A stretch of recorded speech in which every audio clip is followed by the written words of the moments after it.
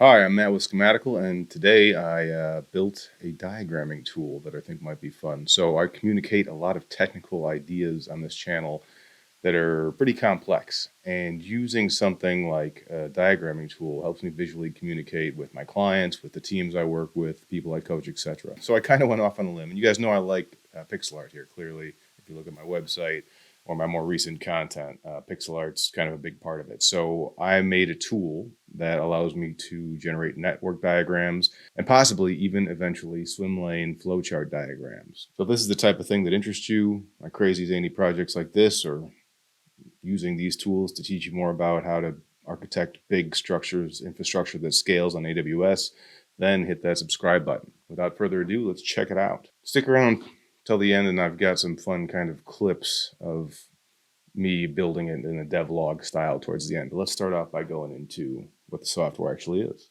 Also, I should note I'm thinking about releasing this as a tool that anybody can use on schematical.com. So if you are at all interested in that, please leave a comment, let me know. I actually built it with that in mind, kind of. So this is our little world here, and I basically tried to mock up a diagram similar to my last video using AWS Glue and S3 and all that. And this is it. I got a little play pause button here, and you can see it goes from one spot to the other. I didn't click on that. I can just hit play again. You can see database saves records or record and goes back, publishes an event, including the new record to Kinesis, pushes the event to S3, stores the event for processing later, and glue crawls the S3 bucket for Parquet files to query. Now, this isn't comprehensive. It's far from done. This is about 3 days worth of work, kind of my weekend before I should mention I got sick here. I'm kind of fighting a cold, so if I sound weird, that's what's going on. But yeah, and then it'll recycle. So that's the view mode. The edit mode's a little bit more fun. If I go to, say I want to add something. Let's just say I want to add something back here. First, I got to switch it to edit mode. And you can see I clearly have not done all the fancy work here. I select what I want to add to it. So let's just say I want to add server with a smile. Hit add, and look at that. It added a server with a smile there. This is so rough and raw that I'm editing JSON right now. I didn't even bother building UI for most of this. And yes, I did add a delete button here, which those of you guys that go way back to my ChaosNet videos or Chaos Trainer, I think it was, way back when, I never had a delete. Oh my God, I think I deleted everything. Going way back to my Chaos Trainer videos, I never added a delete button. So that one's for you, Mechanist. That's a reference to one of our longtime Discord users.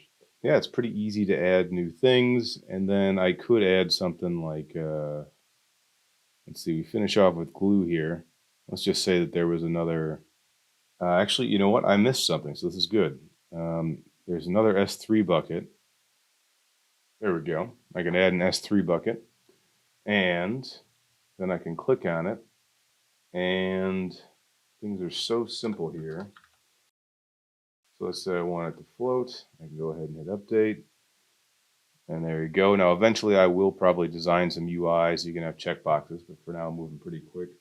Let's just go name. Let's go glue output.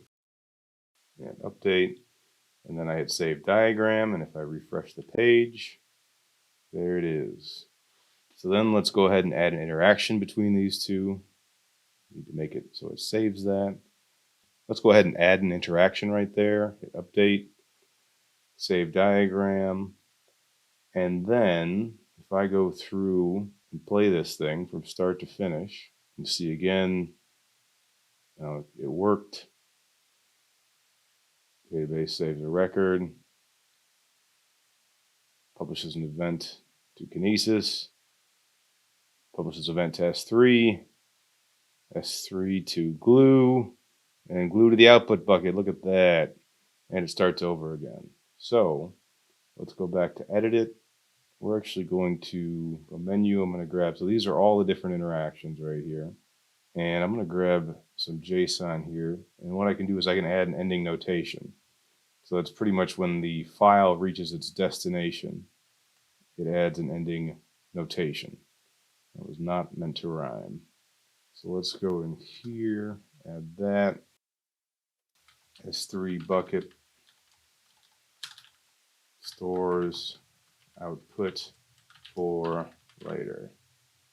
Update and save diagram.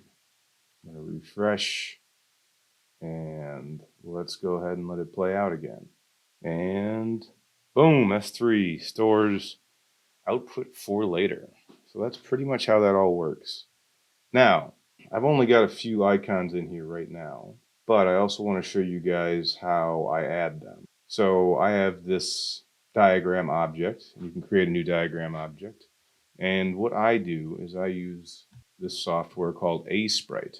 Let's just say I want to snag this. I'll go ahead and see if I can copy that. Let's add Athena to this thing. I'm going to copy that. I'm going to create a new layer over here, which is basically just kind of a template. Paste that in there. Put it somewhere in the middle for now. File. I'm going to export. I export it as a sprite sheet. Even though this one isn't actually animated right now, I am exporting them as sprite sheets. I'm going to clean this up later. Save. JSON is going to be AWS Athena. Export. And now, in theory, I can go ahead and put this as AWS Athena Basic. And first I'm going to save it. And then, once I've created the base file, I'm going to grab that PNG I exported and the associated animation and submit. And now if I go over here and refresh, I should be able to go to edit mode, menu, actually no, I'm going to actually add Athena up here. And one lower. There. Athena Basic add. Look at that. We've got our floating magnifying glass, which needs to be told to float. There we go. Update. Save diagram. And if I refresh the page, there it is over there. So that is the start of a fun little diagramming tool I hope to use to create more diagrams for this channel. I want to be able to save them, have you interact with them. So pretty much for every video, there'll be an interactable network diagram, possibly swim lane diagram in the future, maybe even be able to export it to a PDF, all sorts of fun stuff. I also want to make it so you can use the same network diagram for multiple flows, in case you had multiple flows you wanted to demonstrate on your network.